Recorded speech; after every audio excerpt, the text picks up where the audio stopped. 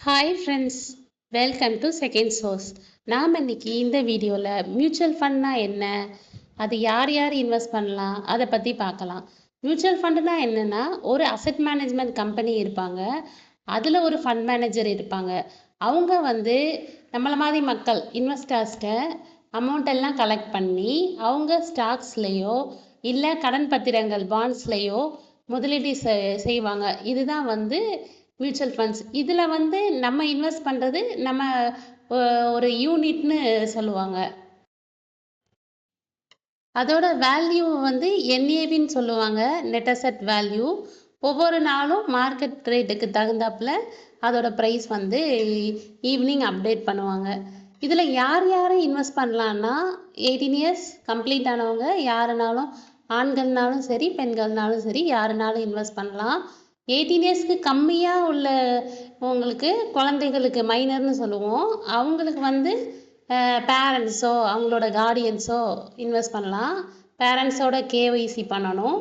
அப்புறம் என்ஆர்ஐ பண்ணலாம். நம்ம ஃபாரினில் வசிக்கிற இந்தியர்களும் நம்ம இங்கே இன்வெஸ்ட் பண்ணிக்கலாம். அப்புறம் இதில் என்னென்ன முதலீடு அப்படின்னா, 2 வகையாக இருக்குது. ஒன்று சிஸ்டமேட்டிக் இன்வெஸ்ட்மெண்ட் பிளானு, என்னோட லம்சம்னு சொல்லுவாங்க. சிஸ்டமேட்டிக் இன்வெஸ்ட்மெண்ட் பிளான்னா என்ன அப்படின்னா, மாதம் அமௌண்ட் இன்வெஸ்ட் பண்ணுறது லாங் டேர்மாக, 5 வருஷம் 10 15 வருஷம் அப்படி லாங் டேர்மாக பண்ணலாம். இதில் குறைஞ்ச முதலீடு 500 ரூபா கூட நம்ம இன்வெஸ்ட் பண்ணலாம் சிஸ்டமேட்டிக் இன்வெஸ்ட்மெண்ட் பிளானில்.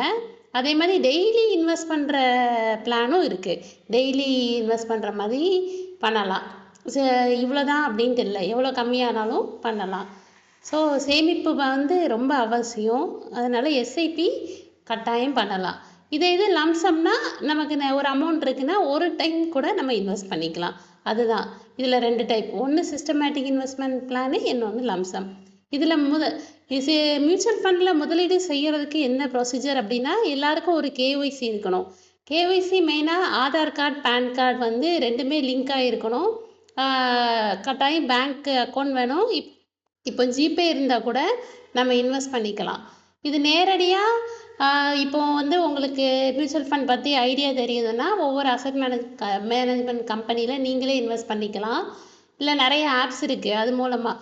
இல்லை எனக்கு நிறைய ஐடியாஸ் இல்லை அப்படின்னா, இன்வெஸ்ட்மெண்ட் அட்வைசர்ஸ் எங்களை மாதிரி அவங்கள்ட்ட கேட்டு நீங்கள் இன்வெஸ்ட் பண்ணிக்கலாம். அவங்க உங்களுக்கு சஜஷன் கொடுப்பாங்க. மியூச்சுவல் ஃபண்ட் இன்வெஸ்ட்மெண்ட் பங்குச்சந்தையோட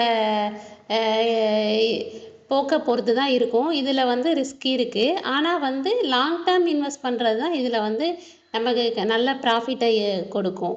ஷார்ட் டேர்மில் மியூச்சுவல் ஃபண்டு ரிஸ்க் இருக்குது. தென் ஷார்ட் டேர்மில் வேணும் அப்படி கட்டாயம் அப்படின்னா லிக்விட் ஃபண்ட்ஸ் இருக்குது. இந்த ஃபண்ட்ஸில் என்ன பண்ணியிருப்பாங்கன்னா, பாண்ட்ஸில் கடனீட்டு பத்திரங்களில் இன்வெஸ்ட் பண்ணியிருப்பாங்க. ஷார்ட் டேர்ம் இதில் ரிஸ்க்கு கம்மி, இது கூட இன்வெஸ்ட் பண்ணலாம். என்னோடய அடுத்த வீடியோவில் எஸ்ஐபி அதுக்கப்புறம் லம்சம் பற்றி இன்னும் கொஞ்சம் விரிவாக நான் சொல்கிறேன். என்னோடய சேனலுக்கு சப்ஸ்கிரைப் பண்ணுங்கள். எதுவும் டவுட்ஸ் இருந்தால் கேளுங்கள். தேங்க்ஸ் ஃபார் வாட்சிங்.